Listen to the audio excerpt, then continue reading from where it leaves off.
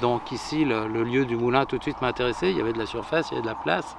Et puis en fait, en poussant un peu plus loin, je me suis aperçu que cet endroit était un lieu historique très important. Donc le moulin a été existé jusqu'à la guerre de 14, où les tranchées n'étaient pas loin.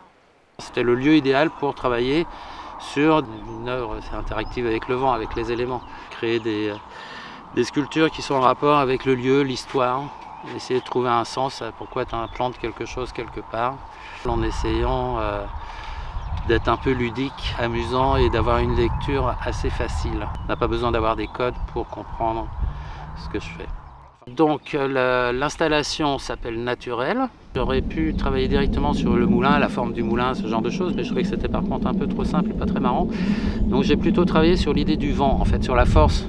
Et donc j'ai dessiné une forme assez abstraite, on ne la reconnaît pas vraiment, mais par contre elle évoque complètement quelque chose qui est en rapport avec la nature. Et je pensais d'ailleurs très fort aux Samars des érables, qui sont en fait les petits hélicoptères qui font bien marrer les enfants, ça j'aime beaucoup. Et donc je l'ai pensé en pensant à ça au départ, et puis après je l'ai amélioré pour qu'elle soit plus symbolique que réelle. Je les ai équipées de LED solaires.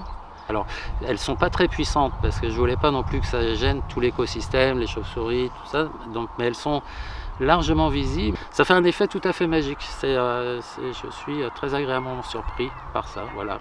Peut-être le message à faire passer, c'est que le vent, même si c'est invisible, c'est un courant comme l'eau. Voilà. En fait, sauf qu'on ne le voit pas et qu'on est dedans. En fait, on est les poissons de l'air.